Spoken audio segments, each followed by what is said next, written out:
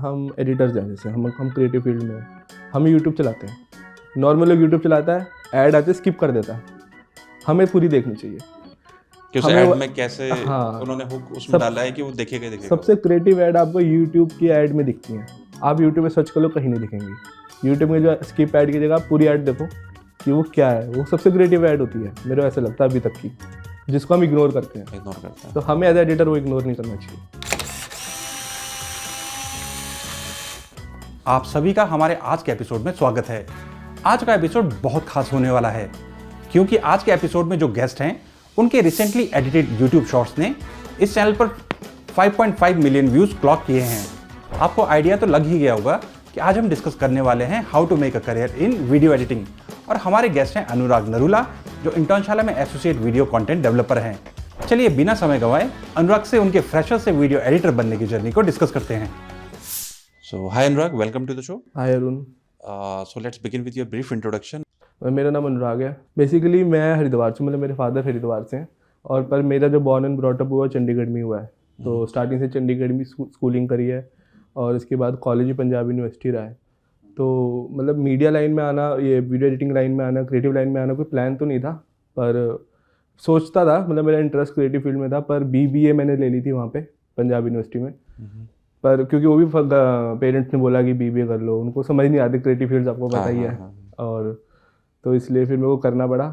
उसके बाद फिर BBA करने के बाद मैंने कॉलेज करने के बाद काफ़ी ट्राइज करे, मतलब अलग अलग काम में। फिर मैंने सोचा कि मैं मतलब एक्टर बनने का वैसे शौक था। अच्छा। पर एक्टिंग ऐसी स्किल है कि तुम्हें ना वो पेट नहीं भर सकती अगर तुम्हारा नहीं होगा कुछ। तो फिर पर मैंने क्या करा, फिर मैंने स्ट्रगल बहुत। हाँ, मतलब मैं एक्टिंग सीख लूँ और मेरा कुछ ना हो तो मैं एक्टिंग में जॉब नहीं ले सकता। तो फिर मैंने सेकंड रास्ता पकड़ा कि मैं फोटोग्राफी सीखता हूँ। ओके, तो आपने फिर फोटोग्राफी मैंने सीखने के लिए ट्राई करा, मतलब मैंने ज्वाइन किया। मतलब मैंने 40,000 रुपीज़ दे दिए थे। तो वो 1-1.5-2 लाख तक का था वो कोर्स, मतलब पूरा प्रॉपर था। तो मैं 3 हफ्ते गया, महीना गया, मतलब 3 हफ्ते गया। हाँ, मुझे ऐसे लगा कि ये सब तो मैं खुद भी सीख सकता हूँ, और इतना पैसा देना वेस्ट लगा मुझे 1 साल तक। उसके बाद प्लेसमेंट के लिए मैं इनको हाथ जोड़ूंगा कि भाई मेरी प्लेसमेंट करवा दो। स्ट्रगल होगा। हाँ, उसमें स्ट्रगल होगा। तो फिर मैंने उसको पैसे बचाने के, मतलब मैंने कोर्स पूरा करा नहीं, छोड़ दिया, और जो कोर्स में पैसे लगने थे उसमें मैंने सामान ले लिया। ओके, आपने फिर इक्विपमेंट्स वगैरह बॉट कर लिए इसके फोटोग्राफी के। एक लैपटॉप ले लिया अच्छी एडिटिंग के लिए। तो फिर मैंने उससे वो करा, मतलब फिर मैंने खुद ही प्रैक्टिकल नॉलेज लिया। यूट्यूब से हो गया। अच्छा, यूट्यूब ऑनलाइन प्लेटफॉर्म से आपने लर्न किया जितना हो सकता है। हाँ, जितना मतलब प्रैक्टिकल नॉलेज थी उतना, जो मेरे को समझ नहीं आ रहा था मैं यूट्यूब पे देख लेता था। तो ऐसे ऐसे करके फिर मैंने उस फील्ड में आ गया। फिर फ्रीलांस मैंने किया। आपने फ्रीलांसिंग स्टार्ट करी। तो ऑन ग्राउंड आपने प्रैक्टिकल वगैरह आपने स्टार्ट किया। हाँ, सारा प्रैक्टिकल। तो फोटोग्राफी वगैरह भी आप साथ में लर्न करते गए और प्रैक्टिकल भी करते गए। हाँ, मतलब ऑन द गो था कि जैसे मेरा कोई क्लाइंट आया फॉर एग्जांपल, मेरे को नहीं आता, मैंने ऑन द स्पॉट यूट्यूब पे देखा और फिर मैंने अगले दिन शूट कर दिया। एक मेरे को शूट आया था कुल्लू में, मेरे को गिम्बल चलाना नहीं आता था, पर मैंने ले लिया था शूट। मैंने गिम्बल भी ले लिया था दोस्त से, क्योंकि खरीदा तो नहीं था। अब मैंने शाम को शूट करा और वो गिम्बल टेढ़ा मेढ़ा हो रहा है। जो एडिटिंग कैमरा चलाते हैं उनको पता होगा गिम्बल चलाना थोड़ा सा स्टार्टिंग में टफ होता है। तो पर मैंने उसको रातों रात सीखा। मतलब मैं 8 बजे से लेके 4 बजे तक सीखा और 7-10 बजे शूट कर दिया। तो आपने अपना पैशन फॉलो किया। हाँ। आपके कहने का मतलब है कि अगर आपको पैशन हो किसी फील्ड में तो आप इजीली उसे कर सकते हो। पर आपको पता होना चाहिए आपका पैशन क्या है, और आपको क्लियर होना चाहिए कि क्या करना है, कहाँ पैसे नहीं देने, कहाँ देने। मतलब मैंने ये देखा है कि क्रिएटिव फील्ड में लोगों को लगता है वो नहीं है, स्कोप नहीं है। अच्छा है ना, क्योंकि पर ऐसा नहीं है, स्कोप है। हाँ। अगर आप देखोगे आज की डेट में हर एक चीज़ वीडियो कंटेंट है, फोटो कंटेंट है। पर डिपेंड करता है कि तुम किस स्किल सेट पे हो, अपना स्किल्स आप कितना एनहांस कर सकते हो पर्टिकुलर चीज में। तो उस हिसाब से आप देखो, और अपनी कैपेबिलिटीज पता होती है, और नहीं पता वो भी मतलब ना करने से ज़्यादा ये पता होना चाहिए कि क्या नहीं करना है। ओके। तो ये आपका समय बचेगा। हाँ, टाइम बचता है। अच्छा, ठीक है। तो ये तो हो गया आपने फोटोग्राफी वगैरह, फिर उसमें अपने स्किल्स वगैरह एनहेंस किए। तो उसके बाद आप एडिटिंग फील्ड में कैसे एंटर करें, मतलब फोटोग्राफी के बाद आपने क्या किया, या फिर कोई उसके बाद आप जॉब तक कैसे, फर्स्ट जॉब तक कैसे पहुंचे आप? तो फोटोग्राफी करने के बाद मेरे को एक प्रोजेक्ट मिला था, तो उसमें एडिटिंग चाहिए थी उनको। मिस इंडिया के साथ मैंने काम किया था, तो उनको एडिटिंग भी चाहिए थी। तो एडिटिंग मेरे को आती नहीं थी, मेरा फ्रेंड करता था एक, तो मतलब मेरा पहला एडिटिंग प्रोजेक्ट है ये। तो उसको मैंने बोला, वो मुझे कह रहा है कि तुम आप मुझे गाना दे दो, मेरे पास आ जाओ। मैंने कहा मैं अगर मेरे पास टाइम होता तो मैं खुद ही सीख के कर लेता। मैंने इसलिए आपको दिया कि आप ताकि कर सको उसको टाइम से और मैं अपना दूसरा काम कर लूँ। तो उसने नहीं करा, तो फिर मैंने फ्रस्ट्रेट होकर एडिटिंग करी कि मैंने कहा साथ में यूट्यूब चलाया और फिर मैंने साथ में देखा क्या कर सकते हैं, एक एक करके कट वट लगा के एडिटिंग करके। ऐसा मेरा ये पहला प्रोजेक्ट था। फिर मेरे को इंटरेस्टिंग लगा वो, फिर मैंने उसको बस ग्रेजुअली सीखना स्टार्ट करा, जैसे कुछ ट्रैवल वीडियोस बनाने लग गया, ऐसे करके फिर मैंने एडिटिंग को सीखा। ओके, फिर एडिटिंग वगैरह आपने सीखी। ओके, तो आपने फिर उसके बाद आप कह रहे हो कि जो स्किल्स हैं वो सारे के सारे स्किल्स आपने ऑन ग्राउंड ही सीखे हैं, ऑन प्रैक्टिकल सीखे हैं। हाँ जी। जितने ज़्यादा प्रोजेक्ट्स आप कर सकते थे वो आपने किए हैं ग्रेजुएशन के बाद, राइट? ओके, ठीक है। तो अगर किसी बिगिनर को एडिटिंग फील्ड में एंटर करना है तो उसको अपने स्किल्स कैसे बनाने चाहिए? फॉर एग्जांपल, एक तो हो गया कि ऑनलाइन कोर्सेज कर लिए है ना, तो वो तो एक चीज़ हो गई कि वो वीडियोज़ हैं, पर द इम्पोर्टेंट थिंग पैशन होना चाहिए, राइट? तो एक बिगिनर को अपने स्किल्स कैसे एनहांस करने चाहिए वीडियो एडिटिंग में, वो कुछ आप टिप्स देना चाहेंगे? वीडियो एडिटर या किसी भी क्रिएटिव फील्ड में दो चीज़ें होती हैं। पहला होता है एक टेक्निक, कैसे सॉफ्टवेयर चलेगा। एक होता है उस सॉफ्टवेयर को कैसे चलाना है, वो होती है क्रिएटिविटी। ये दो चीज़ों का मिक्सचर है हमारी फील्ड में। तो टेक्निक आप किसी भी कोर्स से सीख सकते हो, मतलब आप टूल्स जो हो गए आप बात कर रहे हो। जो टूल्स होते हैं कि सबसे पहले पता होना चाहिए कि हम क्या कर रहे हैं, हमने हमारे टूल्स कहाँ पे हैं। अगर हम उससे फेमिलियर हो जाएंगे तो उसके बाद क्रिएटिविटी आती है, तब तुम उसको एक्सपेरिमेंट कर सकते हो। तो आपको कोर्स, अगर आप कोर्स कर सकते हो तो आपको कोर्स करना चाहिए। मैं कहता हूँ कि अगर टाइम बचेगा आपका। हाँ, टाइम बचेगा। अगर आपको ऑन द गो नहीं आपको करना पड़ेगा। ऑन द गो में क्या होता है, बहुत चैलेंजेस आते हैं क्योंकि पैसा इन्वॉल्व होता है क्लाइंट का। चलो कोई कर जाता है, कोई जैसे कोई 18-20 साल का लड़का है, वो उसने स्टार्ट करना है तो वो पहले टेक्निक सीख ले। उसके बाद टेक्निक को सीखने के बाद वो अपनी क्रिएटिविटी इनहांस करे। वो कैसे करेगा कि वो एक्सपेरिमेंट करे अपनी क्राफ्ट के साथ, हर एक तरीके का काम पकड़े और उसको करे। अगर कोई नहीं दे रहा है काम तो खुद कर ले, रिश्तेदारों को कर ले, अपनी बहन को उठा ले, अपने डॉग को उठा ले कि चल तू भागते हुए शॉट लूंगा, एक डॉग की वीडियो बना। प्रैक्टिकल कर सकते हो आप। कि ऐसा नहीं है कि कुछ वो नहीं है, एक्सक्यूज नहीं है कि मेरे पास लोग नहीं है, ऐसा नहीं होता है। तो आपको जो दिख रहा है, इवन आप एक ये पॉट का भी आप एक शॉट लेके एडिटिंग करके उसको डाल सकते हो, मतलब कुछ करो। There is no limit। हाँ, क्योंकि ये करने से ही क्रिएटिविटी करने से आती है। टेक्निक आप सीख सकते हो और टेक्निक अगर नहीं यूज करोगे तो वो भी भूल जाओगे। तो एक रेगुलर चाहिए होता है। तो टूल्स आप कहीं से भी लर्न कर सकते हैं एंड टेक्निक्स, उसके बाद क्रिएटिविटी हो गई आपकी, राइट? तो ये सब आपको करने से खुद एनहांस प्रैक्टिकल से करने से आएगा। And tools and techniques that can be learned and creativity जो है वो आपको करके ही आएगा। ओके, तो पॉइंट टू बी नोटेड, ये सब चीज़ें आपको करनी चाहिए। आपने क्रिएटिविटी की बात की, राइट? एंड क्रिएटिविटी में वो लोग कैसे अपने को, एक तो हो गया प्रैक्टिकल कर लिया, क्रिएटिविटी में वो अपने को कैसे एनहांस कर सकता है कोई बिगिनर? बिकॉज अगर कोई आपका वर्क देखेगा किसी भी कंपनी में तो क्रिएटिविटी एक्सप्लोर करेगा उसमें, राइट? टूल्स तो नहीं देखेगा कि इसने क्रोमा कर दिया या फिर उसने ग्रीन स्क्रीन में एडिट कर दिया। वो देखेगा आपने उसे कैसे एग्जीक्यूट किया है। तो उसको एनहांस करने के लिए कोई क्रिएटिविटी में और क्या क्या कर सकता है? क्रिएटिविटी में और आप ये कर सकते हो कि सबसे पहले तो ओपन रहो।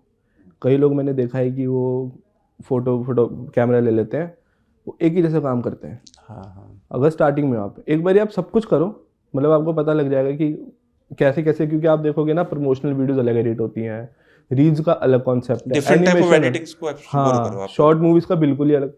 तो एक 2 3 सारी जगह में अगर वो करेगा ना, उनको यूज करेगा, तो ऐसा कुछ भी नहीं है कि सीखा हुआ कभी वेस्ट हो। जो आपने प्रमोशन में एडिट करा, क्या पता वो डॉक्यूमेंट्री में याद काम आ जाए। जो आपने डॉक्यूमेंट्री स्क्रिप्टिंग करी, उसका आइडिया आपको क्या पता आप किसी और वीडियो में, रील्स में ले लो। तो ऐसे करके आप क्रिएटिविटी को इनहांस कर सकते हैं। और अलग अलग लोगों का काम देखना ज़रूरी है। सबसे बेकार काम देखना भी ज़रूरी है, क्या नहीं करना है। सबसे अच्छा काम देखना भी ज़रूरी है, क्या करना है। तो क्या करना से अच्छा मेरे को लगता है क्या नहीं करना ज़्यादा पता होना चाहिए। तो आपको क्या करना अपने आप पता लग जाता है। क्या करना में ना बहुत ज़्यादा हम वो हो जाते हैं, कंफ्यूज हो जाते हैं, क्योंकि आजकल इतना ज़्यादा इंटरनेट पे है, कोई भी दूसरा पेज उठा के देख लो, एडिटिंग सिखा रहा है या कुछ सिखा रहा है। पर आपके लिए क्या सही है वो डिसाइड करना ज़रूरी है। पर क्या नहीं करना है वो चीज़ें सेम रहती हैं, कि मुझे ये नहीं करना, मुझे ये करना है। हाँ, तो क्रिएटिविटी ऐसे इनहांस आप कर सकते हो। तो इम्पॉर्टेंट थिंग इज कि जितने ज़्यादा आप रेफरेंसेस बोलूंगा मैं हाँ, कि जितनी ज़्यादा रेफरेंसेस आप देख सकें कि क्या चीज़ हो सकती है, क्या चीज़ नहीं करनी है, क्या चीज़ आप एक्सप्लोर कर सकते हो। तो बिकॉज वीडियो एडिटिंग में बहुत वेराइटीज ऑफ एडिटिंग होती है, राइट? तो उसके आप एक्सप्लोर करें, इंटरनेट पे जाए, मूवीज देखें, राइट? उनकी टेक्निक्स को देखें, कैसे कैसे उन्होंने मूवी मतलब इवन एक मैं टिप दूंगा, अगर हम एडिटर्स हैं, जैसे हम क्रिएटिव फील्ड में हैं, हम यूट्यूब चलाते हैं, नॉर्मल लोग यूट्यूब चलाता है, ऐड आते स्किप कर देता है, हमें पूरी देखनी चाहिए कि उस ऐड में कैसे उन्होंने हुक उसमें डाला है कि वो देखेगा। सबसे क्रिएटिव ऐड आपको यूट्यूब की ऐड में दिखती है। आप यूट्यूब में सर्च कर लो, कहीं नहीं दिखेंगी। यूट्यूब में जो स्किप ऐड की जगह आप पूरी ऐड देखो कि वो क्या है, वो सबसे क्रिएटिव ऐड होती है, मेरे ऐसा लगता है अभी तक की, जिसको हम इग्नोर करते हैं। तो हमें एज एडिटर वो इग्नोर नहीं करना चाहिए। देखना चाहिए कि अगर कोई ऐड दे रहा है तो उसने लोगों को वहाँ पे हुक करने के लिए उसमें क्या चीज़ें डाली हैं कि वो देखेंगे उसे। मैं पूरी ऐड देखता हूँ, चाहे कैसी भी है, चाहे मैं कुछ काम का देख रहा हूँ, क्योंकि मेरा काम है, वो मेरे काम आ सकती है वो आइडिया, तो वो देखना जरूरी है। इंस्टेड ऑफ गूगल पे जाके देखोगे तो वो चीज़ें नहीं मिलती कभी कभी। ठीक है, तो अभी हमने स्किल्स का पार्ट पूरा कवर कर लिया, राइट? तो अब आते हैं फर्स्ट जॉब की तरफ। तो हमारी फील्ड में सबसे इम्पोर्टेंट होता है रिज्यूमे बनने से पहले इम्पोर्टेंट होता है पोर्टफोलियो। तो आपने तो पहले ऑलरेडी बता दिया है कि प्रैक्टिकल्स जितने ज़्यादा हो सकते हैं वो करो। तो एक पोर्टफोलियो बनाने के लिए किसी बिगिनर को किन किन बातों का ध्यान रखना चाहिए और कैसे बनाना चाहिए और कहाँ बनाना चाहिए? ठीक है, तो पोर्टफोलियो बनाने के लिए सबसे पहला स्टेप है कि आपको अपने क्लाइंट्स का पता होना चाहिए और आपको अपना पता होना चाहिए आपने किस फील्ड में बनाना है।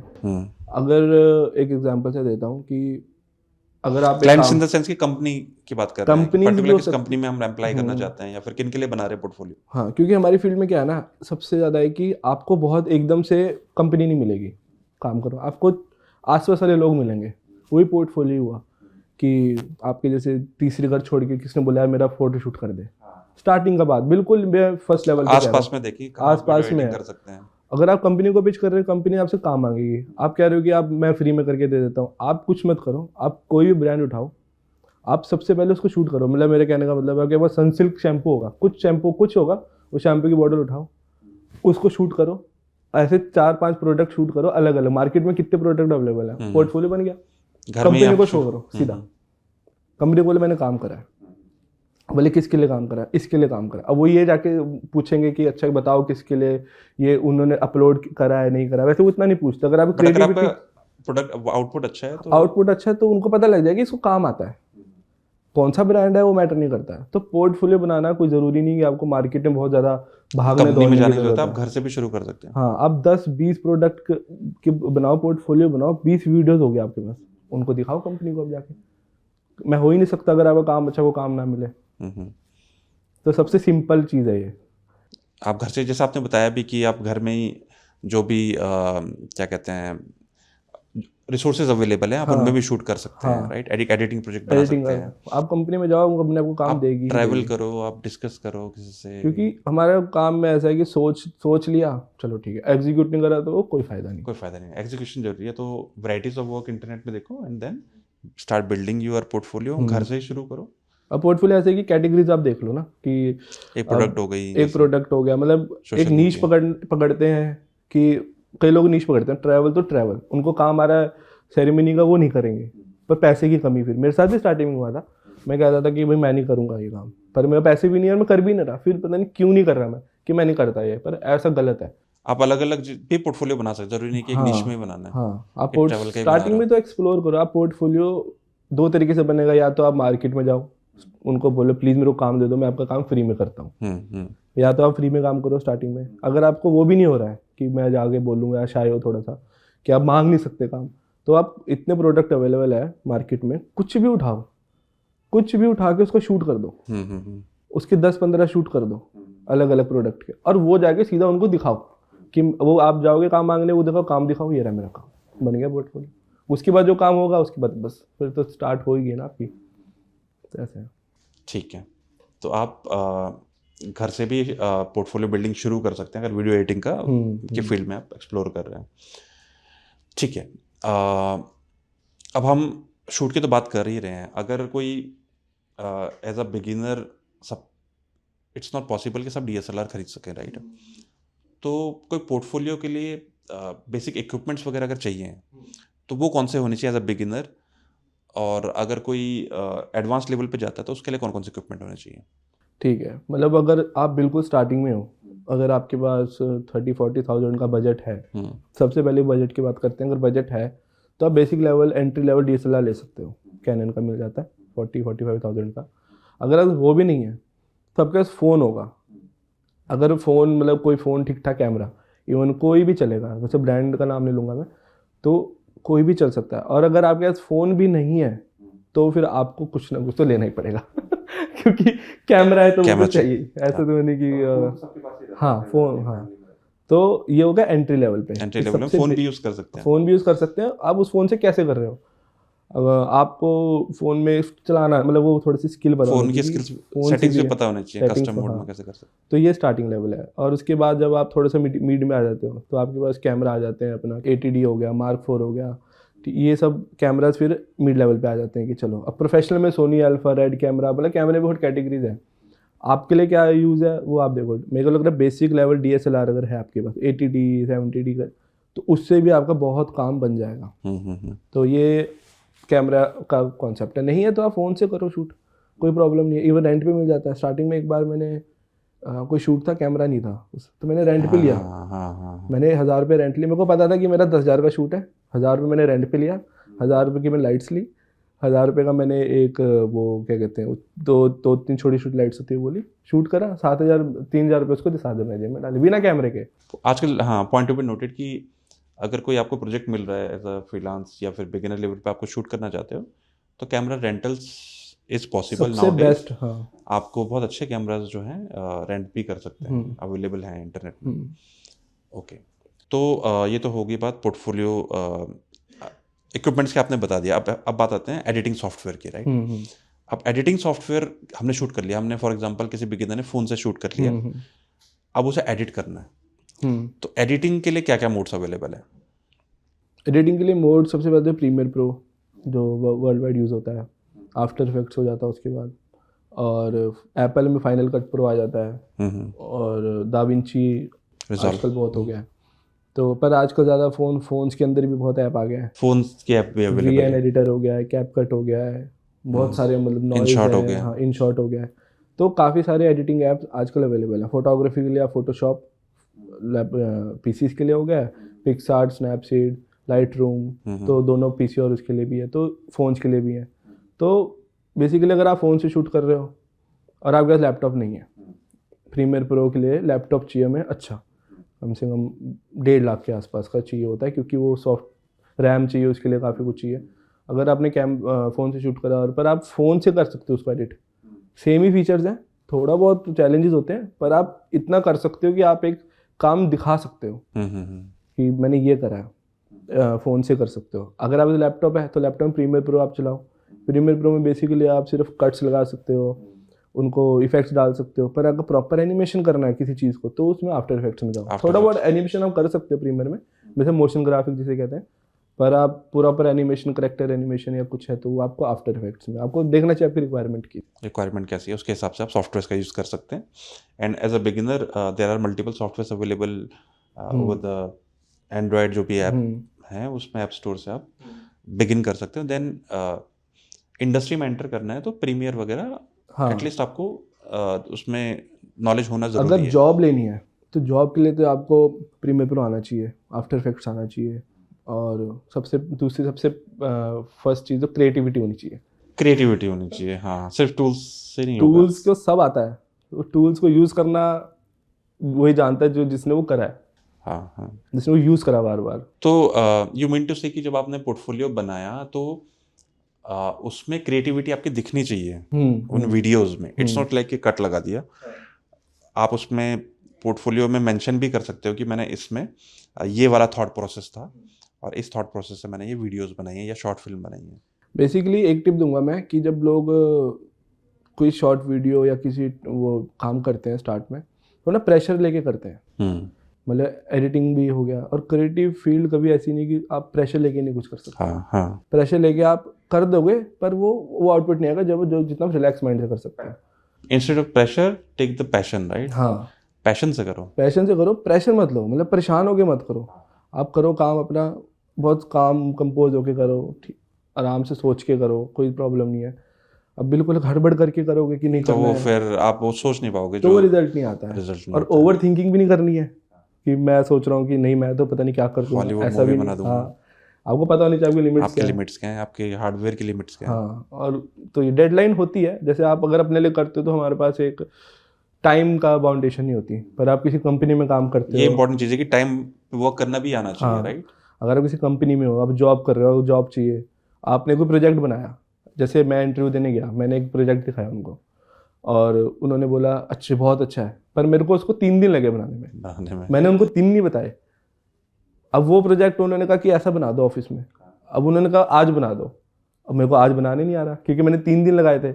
तो आप जब अपना काम करते हो ना, तो आपको करो, एक बार ही करो, जितना टाइम ले रहा है लो, प्रेशर बिना प्रेशर करे। 10 दिन ले रहा है 10 दिन लो, पर सेकंड टाइम जब आप सिमिलर काम करो तो 5 दिन में करो, तीसरे टाइम उसको 2 घंटे में करने की कोशिश करो या एक दिन में करने की कोशिश करो। कभी कभी ऊपर नीचे हो जाता है, कोई प्रॉब्लम नहीं, पर कंपनी के लिए आपको creativity plus time plus technique, तीनों का कॉम्बिनेशन चाहिए, तभी आप वेरी गुड पॉइंट। हाँ, तभी आप रुक सकते हो। तो कंपनी के हिसाब से आपको थोड़ा सा टाइम के हिसाब से करना चाहिए। ठीक है, ये तो बात होगी हमारी टेक्निकल पार्ट की, हमने सब कुछ कवर कर लिया।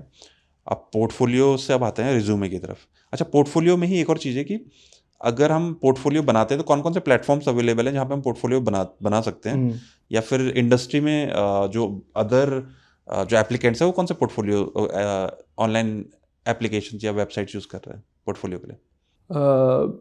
मैं तो अपने से बता सकता हूँ कि मैंने इंस्टाग्राम पे सबसे पहले स्टार्ट किया, उसके बाद मैंने स्टार्टिंग में यूट्यूब चलाया पर बहुत एक्टिव नहीं था मैं उसमें, तो इंस्टाग्राम मेरा बेसिकली था। और बिहेंस में आप पोर्टफोलियो कर सकते हैं अपलोड अपना, और मतलब फेसबुक हो गया, ट्विटर हो गया, फेसबुक पे सोशल मीडिया हैंडल्स को भी एज अ पोर्टफोलियो दिखा सकते हैं, क्योंकि वो इजी। लिंक्डइन सबसे इंपॉर्टेंट, लिंक्डइन आजकल। लिंक्डइन में अगर आपका पोर्टफोलियो डला हुआ है या आप कुछ भी कर रहे हो तो आप, तो उससे बहुत ज़्यादा चांसेस हैं आपको वर्क मिल सकता है। तो 3 चीज़ें हो गई, एक तो सोशल मीडिया आप अकाउंट्स को भी दिखा सकते हैं अपने हैंडल्स, किसी ने यूट्यूब में अगर अपने वीडियोस डाली हैं या फिर इंस्टाग्राम में डाली हैं तो वो लिंक कर सकते हैं। सेकंड, बिहांस में आप सबको लिंक कर सकते हो। थर्ड, अगर आप लिंक्डइन में अगर अपने पोर्टफोलियो को अटैच करते हो तो वो विजिबल होगा एम्प्लॉयर्स को। हाँ, एम्प्लॉयर्स को होता है, तो उससे काफ़ी आपको बेनिफिट मिल सकता है। तो ये बेसिकली प्लेटफॉर्म्स हैं, आप यहाँ पे अपने काम शोकेस कर सकते हैं।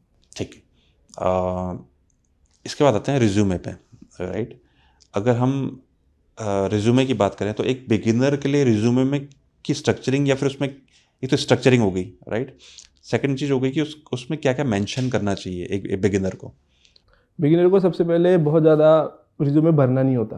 ओके, वो सिंपल शॉर्ट। हाँ, सिंपल शॉर्ट रखो और जो काम करा है उसको सीधा सीधा लिखो, मत घुमा के मत लिखो। और एक मैंने ऐसे यूज़ किया था जब मैंने इंटर्नशाला में अप्लाई करा था, तो मैंने रिज्यूम लेके आया था, तो मैंने जो रिज्यूम की फॉर्मेटिंग थी वो इंटर्नशाला के कलर की लोगो से करी थी। अरे अच्छा, कलर लोगो यूज़ किया था, ब्लू सा। तो ये थोड़ा सा मतलब मेरे को ऐसा लगा ऐसा ठीक लगेगा शायद करना। तो मैंने वो उनके मतलब फॉर्मेटिंग मैंने कलर। तो ये छोटी छोटी चीज़ें होती हैं, अगर आप क्रिएटिव हो ना और आप क्रिएटिव फील्ड में जा रहे हो तो सामने वाला आपका रिज्यूम देख के बोल देगा कि हाँ ये कलर, क्योंकि मोस्ट ऑफ द लोग ब्लैक एंड वाइट पेपर देंगे या तो कह रहा अच्छा ठीक है कलर यूज़ करा, वो भी समझ जाएगा, सेम ब्रांड के लिए अप्लाई किया, आपको बोलेगा नहीं पर समझ जाएगा। तो आप अगर डिज़ाइन फील्ड में तो कस्टमाइज भी कर सकते हो। तो बेसिकली आपको, और जो रिज्यूमे में है वो आपको काम लिखना, अपना काम में हाईलाइट करना है, और उसके बाद जो जो आपने काम करा टाइम के साथ, असाइनमेंट्स आपके हैं वो आप डेट वाइज कब करा, कितने। और हॉबीज की जगह आई लाइक प्लेइंग चेस, ये वो, चलो वो ठीक है, पर आप ये लिखो कि मैं इतने से इतने टाइम तक कर सकता हूँ, मेरी टाइम लिमिट है, मेरे हाथ इतना फास्ट, मतलब आप ये लिखोगे ना अगर, तो वो ज़्यादा बेनिफिट है। चलो चेस वेस तो सब खेलते हैं, एक आधी बार लिख दिया नीचे, पर बेसिकली आप अपने को प्रेजेंट करो। रिज्यूमे आपका एक तरीके का वो पेपर में आइडेंटिटी है कि भाई ये मैं हूँ, जो रेलेवेंट है वही मेंशन करो। हाँ, कुछ ओवरडू मत करो, टू द पॉइंट चीज़ें मेंशन कर दो, स्किल मेंशन कर दो, और जितना आपने करा है, और ऑनेस्ट रहो। सबसे बिग पार्ट है ऑनेस्ट रहो। जो आता है, जो नहीं आता है, क्योंकि आप फंस जाओगे नहीं तो। अगर आपने बोला कि हाँ कर लूँगा क्या, कंपनी वो नहीं कह रही कि आप कर लोगे, हम सिखाए, ठीक है एक टाइम पे सिखाती है, पर कंपनी काम भी तो मांग रही है ना। तो ये मत बोलो कि कर लूँगा, आप बोलो नहीं आता, तो कंपनी आप पे ट्रस्ट करेगी कि ये अच्छा है, हम उससे सिखाएंगे। तो आप बोलोगे आता है और आप कर नहीं रहे, तो वो नेगेटिव इंप्रेशन पड़ता है आपका। तो आप बोलोगे ये चीज़ आती है, अच्छे से आती है, ये चीज़ नहीं आती, थोड़ी थोड़ी आती है, क्लियर रहोगे तो ऑनेस्ट रहो, सबसे इम्पोर्टेंट है। आपको कोई बात नहीं एक जगह रिजेक्शन मिलेगी, 2 जगह 3, ऐसा हो ही नहीं सकता अगर आप ऑनेस्ट हो और आपको हर जगह रिजेक्शन मिले। Honest and hard working. तो आप स्किल्स में जो आता है वही मेंशन करो, जो नहीं आता है हाँ, वो मेंशन मत करो, वरना इंटरव्यू में हो सकता है कि आपको इनडायरेक्टली रिजेक्शन फिर आपको मिल जाए कि ये तो हाँ कर दिया बट इतने स्किल्स नहीं है। और वैसे भी इंटरव्यूअर जो होते हैं दे आर एक्सपीरियंस पीपल, उनको पता होता है कि अगर वो क्वेश्चंस पूछ रहे हैं तो उनसे वो निकाल लेंगे कि इनको नहीं आती है ये चीज़। एंड तो वही मेंशन करें जिसमें आप स्ट्रॉन्ग आपको लगता है कि मेरी एडिटिंग स्किल्स स्ट्रॉन्ग है। तो और ओवर स्मार्ट मत बनो। मैंने देखा कि कुछ इंटरव्यू जो देते हैं ना वो ओवर स्मार्ट बनते हैं, चीज़ सीधी सीधी होती है बताने वाली, वैसे घुमा के बताते हैं। उनको लगता है कि मैं ज़्यादा थोड़ी सी वर्ड्स बोलूँगा तो सामने वाला इंप्रेस हो जाएगा। अभी मैं बोल रहा हूँ हमारी फील्ड बोलने वाली नहीं है, करने वाली है। Be crisp and clear. हाँ, आप बोल दो और कर दो, बस सिंपल। ठीक है, बाकी आप रिज्यूम अपना पोर्टफोलियो वगैरह कनेक्ट करते हैं? हाँ, कनेक्ट करके उनको जितना सोशल मीडिया के हैंडल्स है उनका डाल के उनके लिंक दे के उनके अपने पेज के बारे में बता के आप उनको क्लियर करो कि मैं क्या करता हूँ, मेरा काम क्या है। ठीक है, तो यहाँ से आते हैं अब नेक्स्ट जॉब पे अप्लाई करने पे। तो जब आपने फर्स्ट जॉब में अप्लाई किया था तो उसमें आपका क्या एक्सपीरियंस था उस एप्लीकेशन में? मतलब आपने क्या प्रिपरेशन करके गए थे और उसमें इंटरव्यू में आपका क्या एक्सपीरियंस था? फर्स्ट जॉब मेरा ऐसा था एक्सपीरियंस कि मैंने फ्रीलांस करा था पहले और जॉब के एक कंपनी के हिसाब से काम करना मेरे को नहीं आता था, क्योंकि एक 9 to 5 नहीं था मेरा, था कभी भी मेरा क्लाइंट है रात को बैठ के एडिट करा, सुबह दे दिया। तो कंपनी के मेरे पास सबसे पहला चैलेंज आया टाइम, कंपनी के अंदर कि मैं टाइम पे काम नहीं हो रहा था मेरा स्टार्टिंग में। और मैंने भी वही गलती करी थी कि हाँ मैं कर लूँगा पर मैं फंस गया। वो तो चलो मेरा एक सीनियर था, उसने मेंटोर थे, उन्होंने मेरी हेल्प कर दी। तो स्टार्टिंग में को बहुत प्रॉब्लम हुई फर्स्ट कंपनी में कि मतलब 3 महीने प्रॉब्लम हुई, पर वो कैमरा आता था तो वो मेरा चल गया। एडिटिंग का मैं थोड़ा सा फंसता था हर चीज़ पे।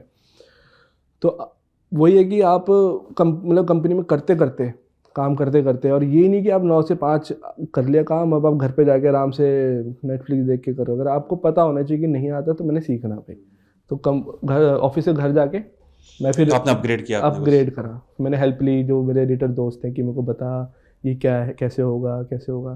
तो इस वजह से फिर वो करते करते आप ठीक है। तो एज अ बिगिनर किसी को इंटरव्यू में जाना है तो इंटरव्यू से पहले उसे क्या क्या प्रिपरेशन करनी चाहिए, और इंटरव्यू के बाद उसे इंटरव्यू में जाने के बाद जब वो राउंड में पहुंच गया है वहाँ पे ऑन साइट वहाँ पे उसे क्या क्या चीज़ों का ध्यान रखना चाहिए? इंटरव्यू जाने से पहले आपको सारे टेक्निक क्लियर होने चाहिए, बेसिक्स क्लियर होने चाहिए कि किस से क्या क्या चीज़ होंगी। और इंटरव्यू राउंड में जब आप इंटरव्यू दे रहे हो तो सबसे पहली चीज़ है ऑनेस्ट रहो।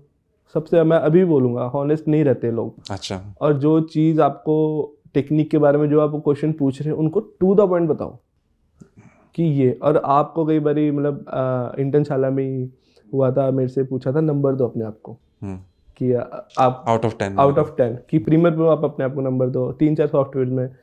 तो मैंने अपना ऑनेस्टली आंसर दिया कि मैं 9 दूंगा, एक में मैं 7 दूंगा, एक में, क्योंकि वो ऐसा है कि वो इसलिए है कि हमारी फील्ड में कभी भी तुम्हें 100% चीज़ें नहीं आ सकती, क्योंकि टाइम से चेंज होता है। तो आप 8-9 पे ही रहोगे, क्रिएटिव फील्ड में कभी नंबर 10 आउट ऑफ 10 नहीं हो सकते। तो इंटरव्यू राउंड जब आप दे रहे हो तो ऑनेस्ट रहो, अपने जो स्किल्स को अच्छे से प्रेजेंट करो, जो भी आपको पूछा जा रहा है उनका आंसर दो। कोई नहीं आंसर आ रहा है तो मना कर दो, नहीं आ रहा है ये मत करो, सोचने ना लग जाओ, क्योंकि सोचना मतलब नहीं आता है, सिंपल। अगर आता है तो आप फट बोलोगे, ये कोई पेपर तो है नहीं कि याद कर रहा था मैंने, ऐसा नहीं है। आएगा तो आप बोल दोगे, नहीं आएगा तो आप नहीं बोलोगे। सोचने वाली एक्टिंग मत करो, बोल दोगे नहीं आता। तो ये रहो, इससे ट्रस्ट बनता है। और ऐसा नहीं है कि अगर आपको नहीं आता और अगर आपको इंटरव्यू एज अ पर्सन पसंद नहीं आ रहे हो तो वो तुमको नहीं रखेंगे। पर अगर आप ऑनेस्ट होगे तो एज अ पर्सन पसंद आओगे तो आपको रख लेंगे और सिखा देंगे कि चलो ये कंपनी ऐसे है, ये बन सकता है। अगर लर्निंग एटीट्यूड है, ऑनेस्टी है, तो आप लर्न कर सकते हो। अगर आप बहुत ज़्यादा स्किल्स भी आते हैं और अगर नहीं है लर्निंग एटीट्यूड या फिर वो नहीं है तो चांसेस आर कि वो नहीं लेंगे। हाँ, मतलब वही ना, ओवर कॉन्फिडेंस होना गलत है, कॉन्फिडेंस होना सही है। कई बार ऐसा होता है कि लोगों ने करा कम होता है, उन्हें लगता है मैं तो सबसे अच्छा हूँ और वो अपने आप को ऐसे बोलते हैं कि नहीं मेरे को तो ये भी आता है, मेरे को तो वो भी आता है। ऐसा नहीं होता, कभी सबको सब कुछ नहीं आता है, सिंपल फंडा है। डॉक्यूमेंट्री वालों को एनिमेशन नहीं आएगा, एनिमेशन वालों को डॉक्यूमेंट्री शूट करनी नहीं आ सकती, एक प्रमोशनल वीडियोस बनाने को रील बनानी नहीं आती। ऐसा हो सकता है, इतनी सारी फील्ड में कोई मैं है ना सब कुछ नहीं कर। तो मैं बताऊँ कि तुम्हें क्या कर सकते हो।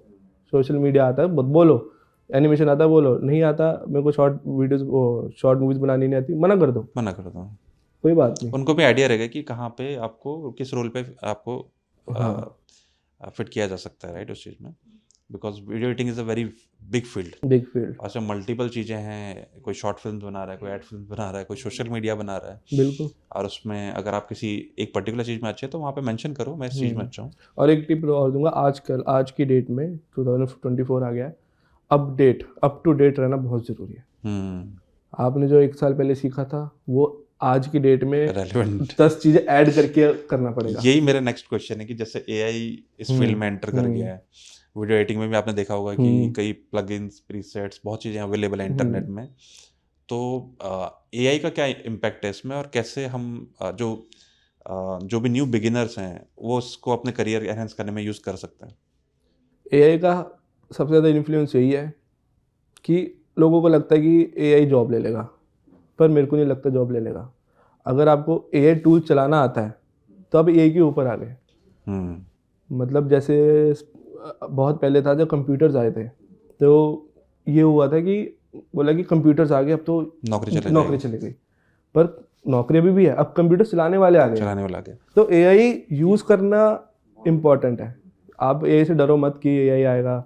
इवन मैं अपने आप को भी बोलता हूँ कि मैं भी अभी सीख ही रहा हूँ, और एआई ऐसा है कि रोज़ कुछ आ रहा है, नई चीज़ें आ हम रही हैं। 10-30 चीज़ आ रही है, हम 30 की 30 नहीं ले सकते क्योंकि हम बिजी हैं।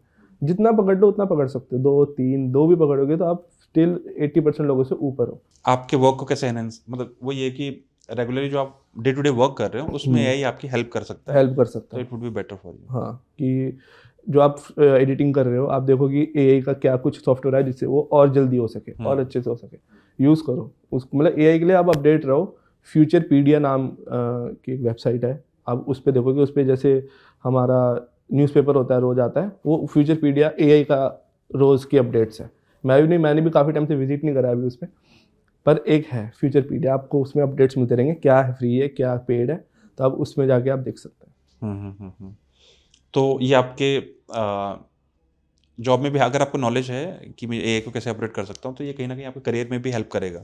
बिल्कुल, क्योंकि कंपनीज में रिक्वायरमेंट होती है पर्टिकुलर चीज़ की, तो वो एआई आपको इफेक्ट बनाने में हेल्प करेगा, राइट। आपको मैनुअल नहीं करना पड़ेगा। बिल्कुल, बहुत सारी चीज़ें आप एआई से हेल्प ले सकते हैं। इवन मैंने लास्ट कंपनी में एक ब्रांड आया था मेरे पास आयुर्वेदा का, तो उसकी स्क्रिप्टिंग करनी थी, तो मैंने स्क्रिप्टिंग उसका मैंने जीपीटी पे डाला, मैंने जीपीटी को आइडिया दिया, जीपीटी से मैंने स्क्रिप्टिंग करवाई। ये मैं जो मैं बोल रहा हूँ प्रैक्टिकल, मैंने कोई हवा में बात नहीं है कि मैंने स्क्रिप्टिंग करवाई। कितने वर्ड्स चाहिए, 150 वर्ड्स चाहिए, 150 वर्ड की स्क्रिप्टिंग कराई, ठीक है। अब मैंने जीपीटी को बोला कि मेरे को एडिटिंग स्टाइल बताओ, मैं कौन सा स्टॉक यूज़ कर सकता हूँ। जीपीटी को थोड़ा परेशान कर रहा था मेरे को, पर उससे घुमा के मैंने निकलवाई दिया कि इतने से इतने बजे तक, तो उसका एक रेफरेंस आ गया। अब मैंने देखा कि ठीक है, फिर मैंने स्टॉक पे वो इमेजेस ढूंढना स्टार्ट करी। अच्छा। स्टॉक वेबसाइट पे कि अगर मेरे को अब वो मेरी चॉइस है, मेरे को कौन सी इमेज रखनी है, मेरे को एक रेफरेंस मिल गया, मेरे को आइडिया मिल गया। अब मैंने उस आइडिया से थोड़ा अपना टच देके उसको वीडियो को बना दिया, मतलब script to final product video वो बन गई। वो अपने एआई के टूल की हेल्प से, एआई के टूल से मतलब मेरा काम बच गया, सोचने वाला काम, लिखने वाला काम। आपको पता लिखना बहुत ज्यादा टाइम, उसके लिए स्किल्स भी अलग चाहिए, राइट। स्किल्स भी अलग, आपको कंटेंट राइटर चाहिए, हाँ। आपको दूसरा कोई पर्सन के पास जाना पड़ेगा, हाँ। वो करने के लिए, तो मैंने उसकी हेल्प से। और कई स्टार्टअप्स होते हैं जिनमें इतनी टीम बड़ी नहीं होती है, राइट। स्टार्टिंग एजेंसीज होती हैं, उनमें 5, 7, 10 लोग होते हैं, तो आप ही सब कुछ होते हो।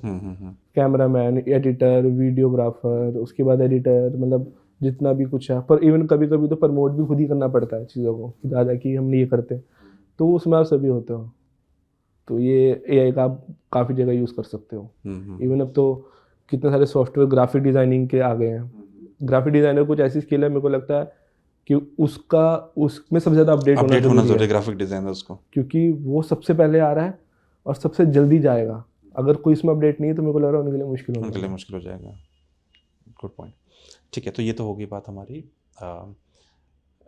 रिज्यूमे, इंटरव्यू का हमने कवर कर लिया। ओके, नेक्स्ट, जब हम कंपनी ज्वाइन करते हैं, राइट, जैसे आपने प्रीवियसली बताया कि आपको स्ट्रगल करना पड़ा था, तो एज अ बिगिनर अगर कोई वीडियो एडिटिंग में किसी कंपनी को ज्वाइन करता है फर्स्ट टाइम, तो किन किन बातों का ध्यान रखना चाहिए ताकि उसकी आगे की जर्नी बड़ी स्मूथ रहे?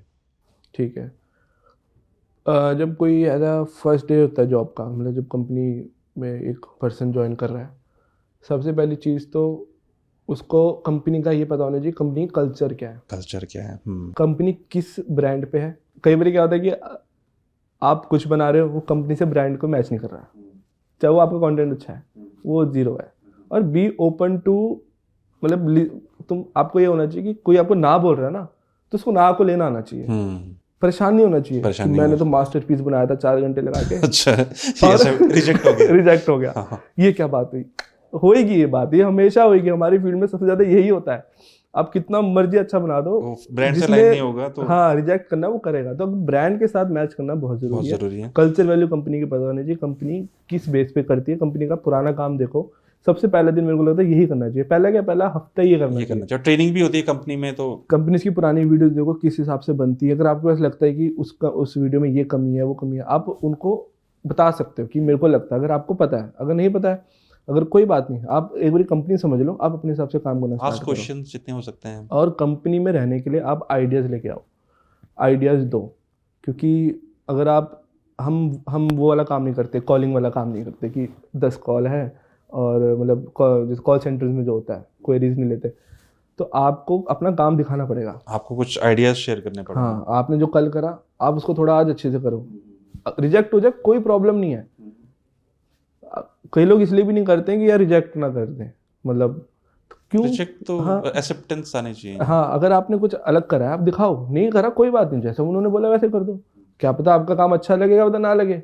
मतलब प्रेशर, मेरे कहने का मतलब प्रेशर नहीं लेना चाहिए। हाँ, कंपनी को समझो, फीडबैक एक्सेप्ट करने भी आने चाहिए। हाँ, फीडबैक एक्सेप्ट करो। बिकॉज़ अगर कोई घर में काम कर रहा है, राइट, तो जो भी उसने बनाया किसी, तो कोई फीडबैक देने वाला नहीं है। तो अगर तो आप फ्रीलांस कर रहे हो या फिर कोई प्रोजेक्ट बना रहे हो, तो फीडबैक्स भी स्टार्टिंग में लेना शुरू कर दें, तो बाद में फिर दिक्कत नहीं होगी। बाद में दिक्कत नहीं होती। तो कंपनी में सबसे पहले और टाइम पे काम करो। टाइम, और चलो ठीक है, किसी प्रोजेक्ट में टाइम लग रहा है तो और फिर उसका काम भी अच्छा होना चाहिए। अगर टाइम लग रहा है, अगर टाइम भी लिया, करा भी कुछ नहीं, तो फिर कंपनी तो बोलेंगे कि यार 1 बारी 2 बारी 5 बारी चलो, पर वो बार आप ऐसे कर रहे हो, 2 दिन ले रहे हो, पर आप करके भी दे। क्योंकि जो आपका मैनेजर है, जो आपके आर्ट डायरेक्टर है, वो उनको समझ है ना कि ये काम तो हो सकता था, 2 दिन क्यों लिए हैं। सही बात। जब आप काम करके दोगे तो वो कहेगा हाँ चल हो सकता है, इसमें 2 दिन हो सकता है। ये पॉइंट कैमरामैन के लिए है। हाँ, तो ऐसा होना चाहिए। तो कह रहे ठीक है, तो मतलब थोड़ा सा ध्यान रखो छोटी छोटी चीज़ों का। कभी कभी चलता है, कभी कभी, पर ये है कि कंपनी में सर्वाइव करने के लिए आइडियाज़ लेके आओ। सबसे पहला आइडियाज़, दूसरा टाइम लिमिट, तीसरा फीडबैक्स के लिए बिल्कुल पॉजिटिव रहो, ना सुनने की आदत डालो, ठीक है, और मस्त रहो। ठीक है, ओके। तो ये तो होगी हमारी पूरी जर्नी, हमने डिस्कस कर ली है। अब एक फ्रेशर के लिए एक रोड मैप क्या होगा स्टार्टिंग से? लाइक अब उसने 12th क्लियर कर लिया, जैसे आपने तो BBA किया था, राइट? तो अगर कोई अपना ग्रेजुएशन शुरू कर रहा है, वहाँ से लेकर इस करियर तक एंटर करने के लिए उसका एक रोड मैप क्या होना चाहिए एक फ्रेशर के लिए? 2 तरीके के रोड मैप है। पहला, जो इसी ही फील्ड में डिग्री करते हैं, सबसे पहले उन पे बात करते हैं। जिन्होंने कुछ भी कोर्स करा है, मास कम्युनिकेशन करा है कि एनिमेशन का, कुछ कहीं से प्राइवेट कोर्स करा है, उनके लिए या तो कंपनी प्लेसमेंट हो जाती है जो कि ईजी है, या तो वो खुद देख लेते हैं अगर किसी ने जॉब ही करनी है। कई लोग अपना काम करते हैं तो अपना, अगर हम जॉब की बात करते हैं, अपना काम हटा देते हैं अभी। तो आप कंपनी प्लेसमेंट कर सकते हो। जिस कंपनी में अगर आप कहीं से सीखने जा रहे हो तो आप मेक श्योर करो कि वो आपको प्लेसमेंट करवाए, क्योंकि आप पैसा दे रहे हो वहाँ पे, है ना। और दूसरी चीज़, आप कंपनी का नाम लेके कंपनी में अप्लाई कर सकते हो। जहाँ से आपने सीखा या कोई डिग्री है तो उससे आप अप्लाई कर सकते हो, आपको मिल जाएगी जॉब। एक दूसरा हो गया जो उस फील्ड से नहीं है। पहले वाला करियर स्विच करना चाहता है, हाँ, पहला रोड मैप तो क्लियर है, ठीक है। दूसरी चीज़ ये है कि जिनका वो करियर नहीं है, जिनका मतलब जिन्होंने BCom MBBS सब उन्होंने करियर स्विच करना है, तो उनके लिए थोड़ा सा मुश्किल ये हो जाता है कि उनको खुद सीखना पड़ता है। अगर आप तब भी आप ज्वाइन कर सकते हो एक, पर ये करियर पाथ में थोड़ा सा क्या कहते हैं, लर्निंग में थोड़ा सा स्ट्रगल जाता है, राइट? अगर स्किल्स आप पहले सीख लेते तो पहले बेटर रहता। वही, अगर जिसने एनिमेशन कोर्स करा है वो 4 साल से सीख रहा है, आपने तो 3 साल MBBS करी, आप वो 1 साल से सीख रहे हो, तो 4 और 1 में फ़र्क आता है। क्योंकि आपने डिग्री नहीं करी, एक ने कोई डिग्री करके आया तो आपने वो 1 साल का कोर्स करा, उसके लिए थोड़ा मुश्किल रहता है। तो उसके लिए सिंपल रास्ता यही है कि अपना काम कर रहा है तो खुद एक्सपेरिमेंट करना स्टार्ट करें। आजकल सब कुछ अवेलेबल है यूट्यूब पे, अपना देखें। पर अब चैलेंज आता है जो नया होता है कि किससे क्या सीखें और कहाँ से स्टार्ट करें। बहुत सारी चीजें हैं, लोगों को सीखना नहीं आता है, स्टार्ट कहाँ से करें। हाँ, मैंने देखा कि लोग सीखना चाहते हैं पर उनको सीखना नहीं आता, प्रोसेस समझ नहीं आ रहा है इसका। काम मतलब पहले सीखना पड़ेगा कि सीखते कैसे हैं। तो उसके लिए आपको एक पकड़ना चाहिए कोई, मतलब अगर आप यूट्यूब पे एक निश पकड़ लें, कोई एक मेंटर पकड़ लें। जैसे फॉर एग्जाम्पल किसी मैं एक एडिटर को जानता हूँ, अगर मेरी उसकी वीडियो मैंने सीखना तो मैं उसी को देखूँ फिलहाल, और मैं किसी को ना देखूँ। उससे क्या होगा कि अलग अलग लोग, अब कोई भी यूट्यूब पे वो सब पैसे कमाने के लिए हैं, आपको सेम चीज़ बताएंगे अलग तरीके से बताएंगे तो कंफ्यूज हो जाओगे आप।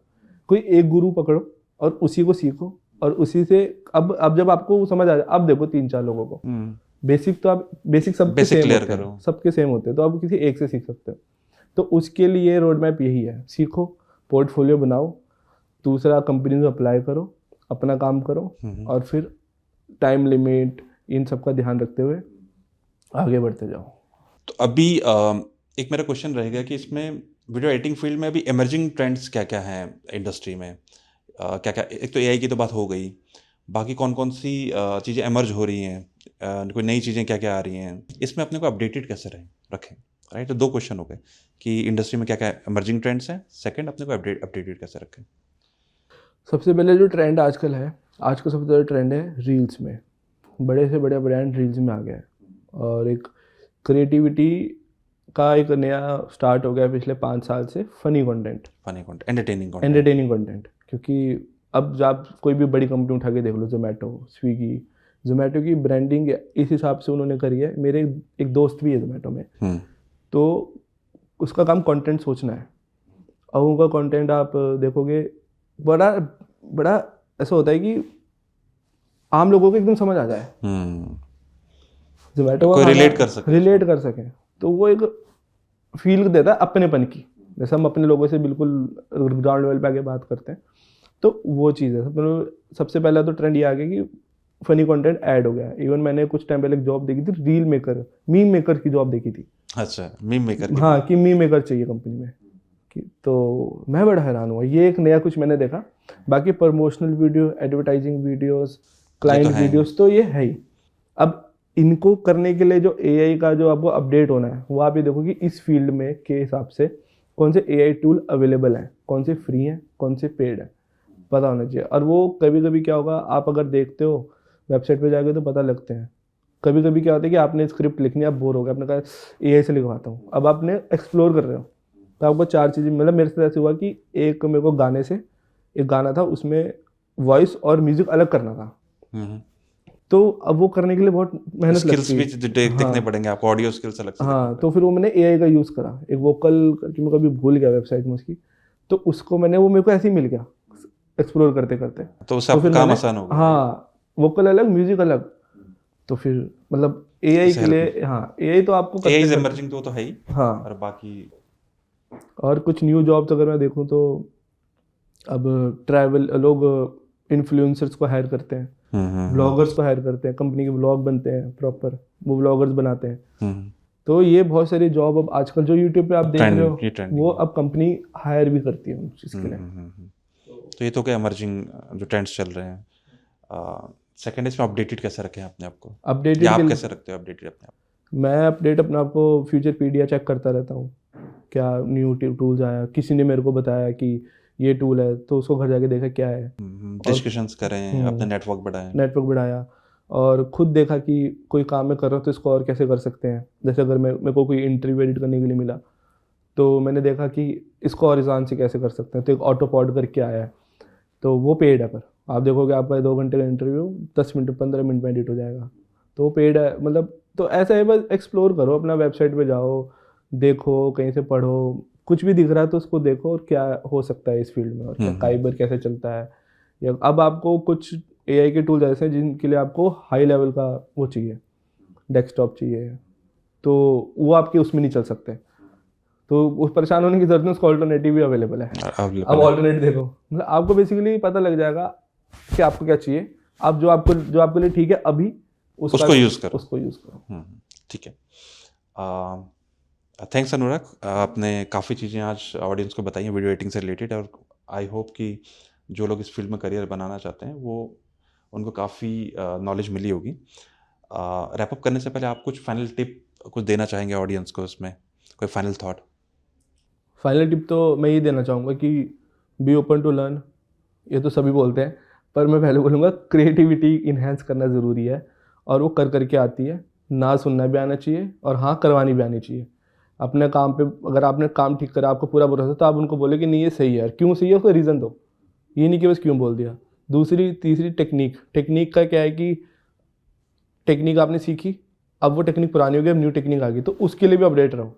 मतलब टेक्निक तो थ्रू आउट चलती ही रहेगी, तो टेक्निक सबसे ज़्यादा ज़रूरी है।